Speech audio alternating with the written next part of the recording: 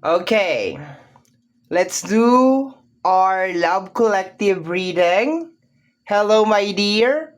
Welcome back sa ating YouTube channel. Ano daw? Channel. My name is RJ, your tarot card reader. Okay. So, teka lang, i-bless ko muna yung table natin. Ang tanging hiling at dasal ko lamang po sa ating buong may kapal ng mga readings na ginagawa ko ay nakakatulong po sa ating lahat. Okay. May naiisip akong something crazy. Okay. Sige, gagawin ko na lang. Di ko na ipapaliwanag. Okay. Let me see kaninong collective reading ang gagawin natin or masasagap natin today. Okay. Inulang muna ako ng aking tsaa ha. Saglit lang ha. Di ka naman yata nagmamadali. May lakad ka ba? May pupuntahan ka ba? Ay, di. Puntahan mo na. Gawin mo na. Na. Okay. Mamaya mo na lang ako balikan. Mamayang hapon o mamayang gabi or bukas, ganon. Okay, basta subscribe ka, click mo yung notification bell so you will be updated every time na meron tayong mga upload. Okay, wait lang ha, saglit lang. Ay, ang sarap, mapait. Kasing pait ng buhay ang aking tsaa. Okay, let me see, my dear. I will be doing something different. Kasi, normally yung brown card natin, teka nga, kung maaabot ko lang. Ayan, naabot ko na. Normally, itong brown card natin, if you can actually see, ano daw? Ito si Capre. Okay, yan si Capre. I name it after Capricorn, of course. No offense. Okay? So, kung mapapansin ninyo, lagi kong ginagamit, etong side lang na to. Okay. So, ito kasi ayaw ko tong gamitin kasi medyo malalim talaga itong card na to. Ito, basic lang ito. Okay? Pero, pagkagising ko today, I decided, or parang nararamdaman ko na, bakit di ako kumuha ng isang card dito? And then, keep the regular cards. Ganon. Okay. So, hindi nyo maintindihan, gagawin ko na lang. Okay, let me see. Siyempre, umpisa muna tayo dito. Kaninong love collective to we have here? Oy. Okay. Sinusunog ang larawan. Okay. Sa isang larawan kupas. Ay. Bakit? What happened? Betrayed? Trinidor ka? Okay. Like, sinaktan ang puso mo, my dear. Actually, ito ay senaryo ng isang vampira, no, na vampire yun, di ba? Pag sinaksak mo ng stick sa puso yung vampire, mamamatay siya, no? So, love reading tayo, eh. This is a love reading, my dear. So, there's a tendency na merong ginawa sa'yo and you are the one burning the picture. Okay, let me see. We have here backstabber, warning, traidor. Okay. Maski naman ako, susunugin ko talaga yung picture. Nako, traidor ako. Anak ko, susunugin ko talaga, day.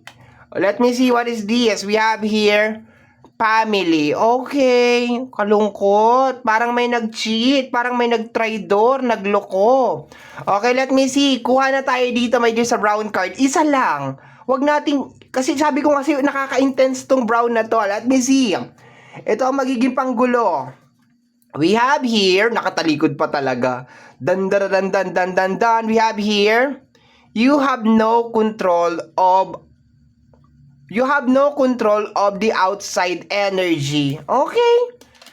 Ibig sabihin, my dear, hindi mo talaga siya kontrolado.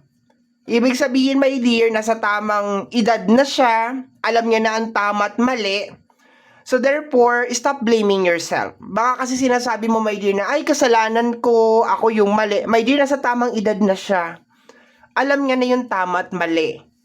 Wala kang control. Or maski hindi sa relationship, my dear, wala tayo talagang control sa labas. Ang kaya lang natin talagang kontrolin is yung ating inner. Kaya nga kung mapapansin ninyo, my dear, sa mga matagal na dito, dati ako nagpo-fortune telling, no? And I changed it. Bakit?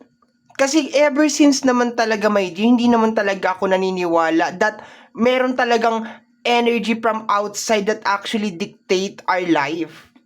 Ang layo na nung sinabi ko. No, basta anyway, focus lang tayo sa reading. No? You have no control of the outside energy. Totoo to. No, ibababa ko lang to. Wala talaga tayong control, my dear, sa mga bagay na nangyayari sa labas. Ang kaya lang nating kontrolin is yung ating emotion, yung ating iniisip. Ngayon, sa relationship kasi, my dear, dalawa yan. No, dapat tulungan kayo. Hindi naman kayo magiging perfect. Parehas kayo may mga something, may mga ek-ek, may mga ok-ok, at kung ano-ano pa, no? Pero, ang nakukuha ko kasi dito, my dear, is like, mamaya titingnan natin kung ano meron sa partner mo, what happened in your partner, anong current energy niya, okay? Mamaya titingnan natin, gagamitin natin yung black card. But, tingnan muna natin yung energy today. This is more on, yes, trinidor ka niya, niloko ka niya, binitray ka niya. Possible na inabandon niya yung pamilya, okay? Kasi this is a family card. Okay? Dagdagan pa natin, my dear. If you like our reading, please, palambing naman po. Kapaklik naman yung thumbs up dyan, okay? And this is going to be a timeless reading, love collective reading. So, kahit anong araw, kahit anong panahon, or kahit anong taon mo, my dear, ito napapanood, it is valid, okay? Let me see, my dear.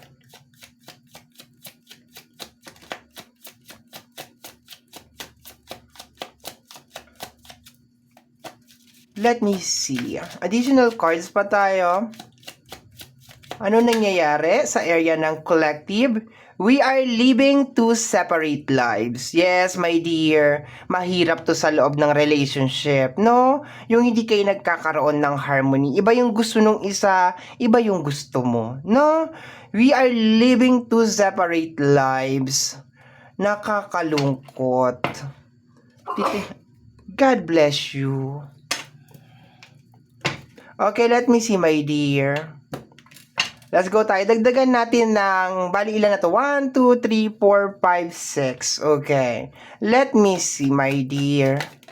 We have here the King of Wands. Maybe you're dealing with a fire sign, Aries, Leo, and Sagittarius. Okay?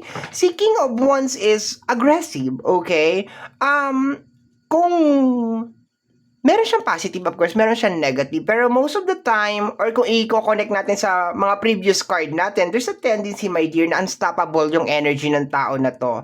Like, pwede niya sigurong gamitin yung kanyang kakayanan bilang King of Wands to create something good, to create something nice. Kaso, based sa previous reading natin, o sa previous cards natin, hindi niya ginagamit yung kanyang kakayanan o kaya yung kanyang pagiging King of Wands sa tama. Let me see, my dear. Maganda ang King of Wands, my dear. Pero meron kasi siyang dark side. We have here the 5 of Swords, abandonment na energy, my dear. Abandonment. So there's a tendency, my dear, na pinabayaan ka nitong tao na to. Iniwang ka sa ere. Sakit nun. Alam mo yung meron siyang kakayanan, my dear. Alam mo yung ramdam mo sa puso mo tsaka sa isip mo na meron siyang kakayanan para ayusin yung isang bagay. Pero wala siyang ginawa. Hinayaan kanyang dahan-dahan na lumulubog. Yun ang masakit doon. Sobrang sakit. Kaya siguro, sa sobrang galit mo, sinunog mo yung litrato yung dalawa doon, no? You burn it. Sinunog mo, my dear. Sa sobrang galit mo. Kasi hindi mo maintindihan bakit kailangan mong gawin sa akin to. Bakit mo ko minahal kung hindi ka pala handa pa sa buhay may asawa? 'Di ba? Dapat aware siya na ang pag-aasawa ay, 'di ba kasabihan ng mga matatanda, ang pag-aasawa ay hindi parang kanin na pag napasok ka ay iluluwa mo. 'Di ba? Hindi yung ganun, pero ganun ang ginawa niya sa iyo, my dear. Nung napaso siya, naisip niya, ay, hindi ko pala kaya, iniluwa niya yung kanin. In short, parang hindi kanya pinanindigan. O hindi, masakit dito kung meron kayong mga anak, hindi niya pinanindigan yung pamilya niyo. Yun ang masakit dito, my dear. Five of Swords yan, energy ng abandonment. Tita, bakit daw naging abandonment ang Five of Swords? Tingnan mo, maigi. 'Di ba? Alam niya meron ng obligasyon si kuya dito na 3 sword. Iniwan pa nila yung 2 sword. 'Di ba? Ngayon nag-iisip tong tao na to, paano ko bubuhatin lahat to? Meron na akong dala-dala. May nangyayari, di mo ba pwedeng dalhin din niya mga sword nyo? Yung tulungan nyo naman lang ako dito. Kaya ang tawag ko sa card na to ay abandonment card. Minsan nauuwi din yan sa conflict, sa away, sa hindi pagkakaunawaan, okay? Let me see, my dear, let us add more cards. And once again, kung nagugustuhan mo ang ating reading, palambing naman po, paklik naman po yung like. And then if you like to comment, share, okay, you can actually do it. We have here the Ten of Swords, okay? So, yes, ang daming ginawa sa'yo ng tao na to. Talagang niloko ka, sinaksak ka, talagang pinabayaan kang nakahandusay. Dalawa na yung card natin, my dear, na nagpapakita, my dear, ng pananaksak. Okay, which is, hindi naman literal na asin sinaksak ka. Pero, mas mabuti pa nga yung sinaksak ka eh. 'Di ba? Pero yung sinaksak ka emotionally, ang sakit. Hindi mo mapaliwanag yung sakit, B. Hindi mo rin alam kung paano mo hihilumin yung sugat. Hindi mo alam kung paano mo i-first aid. Hindi mo alam kung paano mo... Yung para bang wala ka na ibang magawa kundi... Ay, yung ganun na lang. Hindi mo alam kung sisisihin mo ba yung sarili mo kasi minahal mo tong tao na ito, or sisisihin mo siya kasi hindi siya naging aware. Na tao ka rin. Na nasasaktan ka rin. Na napapagod ka rin. Let me see, my dear. The Queen of Swords. Okay, ang daming sword, ah. Okay. So, ang Zodiac sign na nakukuha ko dito so far, okay, hindi natin sasama to kasi oracle to. So, eto lang tayo dito magbabase. Pero hindi ko kino-close, my dear, yung ibang Zodiac sign. Pero so far, ang malakas na Zodiac sign dito sa reading natin is energy ng Aries, Leo, and Sagittarius, Gemini, Libra, and Aquarius. Okay? Let me see. Binigyan mo siya ng maraming chance. Binigyan mo ng chance yung relationship nyo. As in, ang dami mong ginawa dito, my dear. Lahat na siguro ng tumbling, split, backward, lahat na ginawa mo na, my dear. Pero sad to say, ganun pa rin.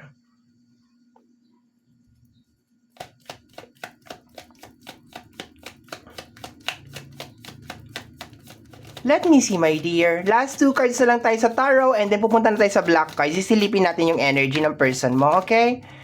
Yes, the Four of Wands. Probably baka kasal pa kayo, no? Probably. Or, ang Four of Wands kasi is energy ng marriage or nagsasama sa iisang bubong. Okay? Alam mo, ang sakit ng puso ko ngayon kasi baka meron kayong anak. 'Di ba? Hindi niya inisip yun na merong mga bata. 'Di ba? Yun ang sakit. Alam mo bakit ko nakikita? Kasi dito sa card na to, sa family card, ang sakit nito. Kasi alam mo, my dear, sa mga hindi nakakaalam, ano din ako, yung broken family din kami. No, broken family din talaga kami. Yung, hindi din namin alam kung ano nangyari sa tatay ko. Ganun. Pero, kaya nakikita ko talaga yung ang sakit talaga. Naku, wag na kaya natin pagpatuloy itong reading na to. No, bukas na lang. Ang sakit eh. No? Tara, uwian na. Class dismiss. Char. Joke lang. Binibiro lang kita. Of course, sa umpisa natin, tutuloy natin ito. Okay, let me see, my dear. Last card sa tarot. We have here the energy of the Page of Cups. Okay? Lahat na ginawa mo. Ang kanta mo dito is, lahat ay gagawin para sa'yo. Chuba eklabo ang puso ko. Kahit ang dagat ay aking tatawirin. Okay. Wait lang ha. Inom lang ako ng tsaa. Para, alam mo yun, may konting break lang tayo. Sobrang tensyonado yung reading. Ikaw ang hulog ng langit. Ikaw ang hulog ng impyerno. Ikaw ang katuparan sa lahat ng pasakit ko. Binago yung lyrics. Okay, let me see, my dear. Pinapangiti lang kita. Masyadong tensyonado yung reading natin, my dear. Let me see. What is this? The Eight of Wands. Nagme-message pa ba sa'yo to? Okay, Eight of Wands is energy of message or biglaan siya nagbago. No, yung biglang pagising mo sa umaga, like, iba na siya. Parang hindi mo na talaga siya kilala. Like, totally different person. Kasi Eight of Wands is energy ng message, energy ng change. So, there's a tendency na baka nagme-message pa sa'yo to. Or, nagising ka isang umaga na biglaan siya nagbago. Kasi once again, yung black card natin, energy nga na to. Hindi mo na to energy. Ang energy mo, may ito lang nasa taas lang. Okay? Pagdating sa black card, kanya na to. Okay? Let me see. What is going on sa yung person? Anong energy ng iyong person? Sa mga gusto po magpa-private reading, okay, mag-message lamang po. Nasa description box down below yung ating link. We have here the Seven of Pentacles. Okay. Ang dami niyang pangarap. Sa energy ng Seven of Diamonds, Seven of Pentacles. Okay. Teka, kunin pa natin yung iba. Kasi that is more on material eh. The Three of Cups. Celebration. Okay.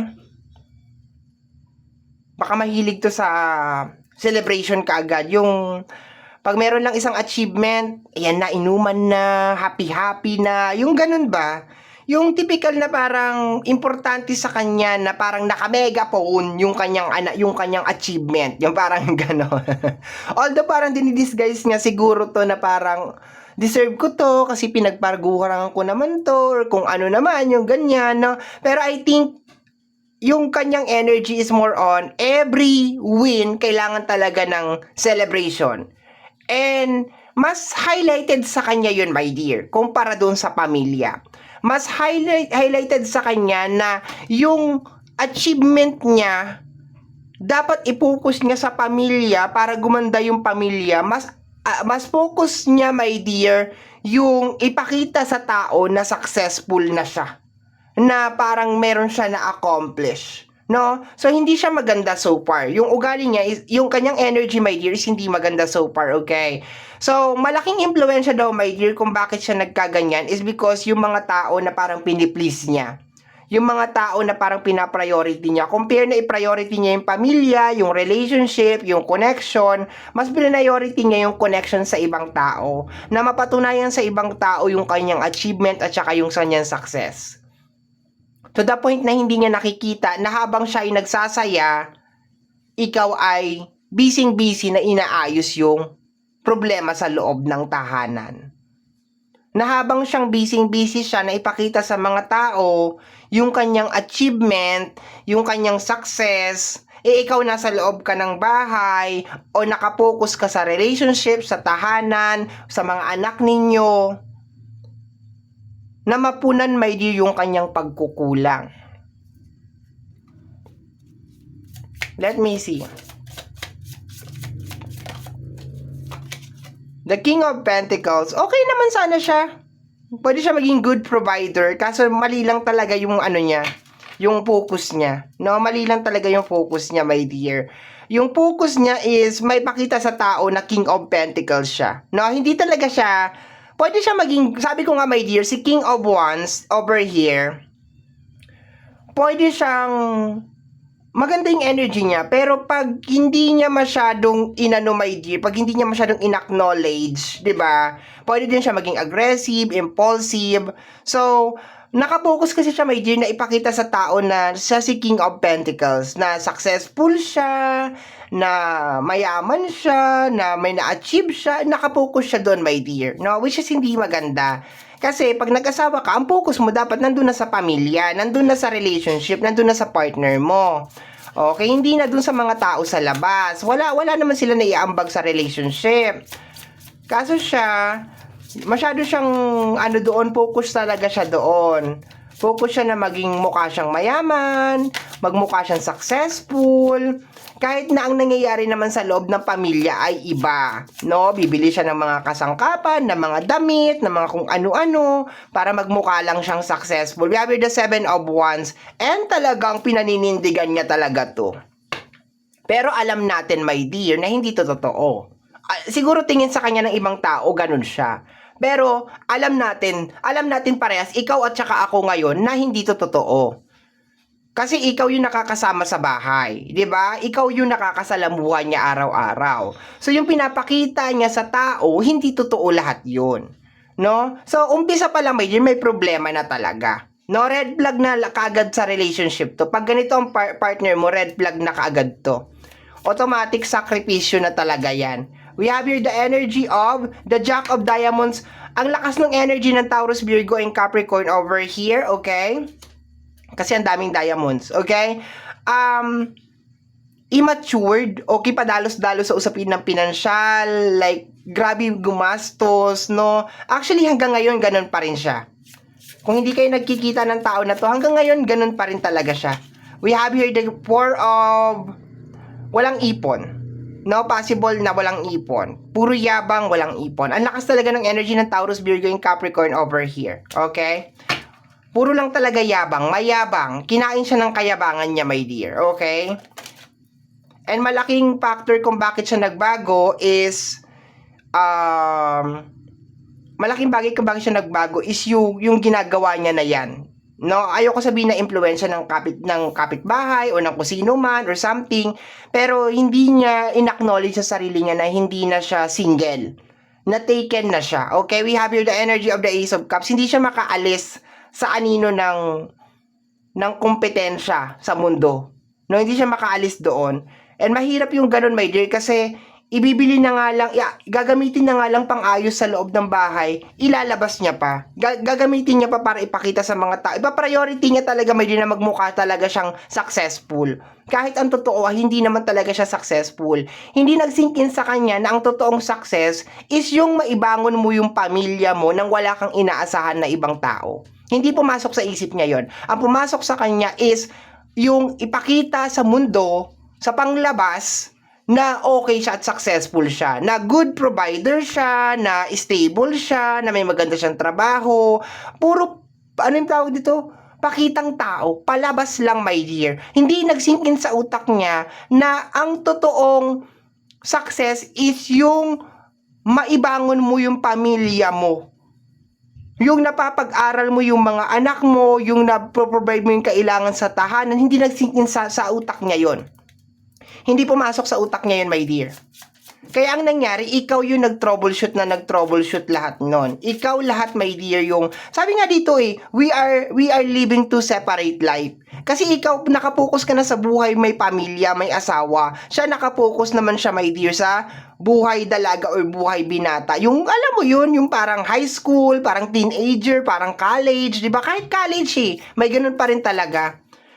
Let me see, we have here the 3 of Swords, okay? And dahil doon, sinisira niya yung sarili niya. At ganun pa rin ang nangyayari sa kanya hanggang ngayon. Kasi current energy niya to. No, ganun pa rin yung nangyayari sa kanya hanggang ngayon. Yung ego niya na mapatunayan sa ibang tao na successful na siya sa panglabas, hindi sa pangloob, yun ang sumisira sa kanya. At eventually, yun din ang sumisira sa pamilya niya. Let me see, my dear. To the point na sinabi dito, you cannot control the outside energy. Possible din na mag-resonate sa kanya to. Na sinusubukan niyang kontrolin yung labas na energy. Na gusto niya ang tingin ng tao sa kanya successful. Ang hindi niya alam, maski anong ipakita mo sa tao, kung hindi ka talaga gusto, hindi ka talaga gusto. Gusto ka lang yan ngayon kasi napapakinabangan ka. 'Di ba? Siyempre napapainom mo, nauutangan ka. Pero pag wala ka ng pakinabang, that's the reality of it. Yun ang hindi niya alam. That's the reality. Ang hindi niya alam, pag hindi ka na napapakinabangan, iba't tapong ka na, itsupwera ka na yan. 'Di ba? Tapos uuwi ka sa asawa mo. Kasi yung asawa mo lang talaga ang tanging tanging nakakaintindi sa'yo. Maliban syempre sa magulang mo. 'Di ba? Correct me if I'm wrong. Kaso ang nangyari, binaliwala ka niya. Nag-focus talaga siya dito sa outside. Talaga, pakitang tao, pagkukunwari, pagpapanggap, ayun ang nangyari. Nagko-collapse yung relationship. Plus, nai-impluwensyahan pa siya ng mga tao sa paligid niya yung mga bagay na dapat hindi niya ginagawa kasi makakasira ng relationship. Kaya nga sabi ko, ayoko naman sirain yung, ayoko namang isisi, my dear, sa outside. Pero ang outside energy kasi talaga is very complicated talaga. Wala naman kasi yan silang pakialam kung may masisirang pamilya, may makisisirang relasyon. Ikaw na lang talaga ang magkokontrol dyan. Ikaw na lang talaga ang maglilimita. We have here the Three of Pentacles, okay? Possible na pinagtatanggol niya pa. No? Gagalit ka yung katrabaho niya na bad influence, di ba? Pagtatanggol niya. Yung kaibigan niya toxic, pagtatanggol niya. Never kanyang pinakinggan sa payo mo na, uy, umiwas ka kay ganito, umiwas. Hindi. Ang gagawin niya, ipagtatanggol niya pa. Masyado kang controlling, masyado kang manipulative, masyado kang ganito, ganyan, ganon, kinokontrol mo ko, sinasakal mo ko. Hindi ako makahinga, yung mga ganon. No, kasi ayaw niya magkaroon ng changes. Ayaw niyang i-admit sa sarili niya na iba na ang buhay niya ngayon. Na ang buhay niya ngayon is buhay may asawa na. Hindi niya na pwedeng gawin yan. Hindi na niya hayaan dapat na nakikialam yung mga tao sa labas sa buhay may relasyon, na hinahayaan niya na dinidiktahan siya sa mga bagay na ginagawa niya. Kasi sabi ko nga kanina, yung outside energy na yan, wala yung pakialam, my dear, kung sino or kung ano ang masisira niya. Walang pakialam yan. Okay? So my dear, ito ang nasagap natin na energy para sa ating Love Collective reader. Kagaya po ng nabanggit ko kanina sa bandang unahan ng ating video, ang tanging hiling at dasal ko lamang sa ating buo may kapal ng mga readings na ginagawa ko ay nakakatulong po sa ating lahat. Maraming salamat po. Take care, my dear. Ingat palagi, okay?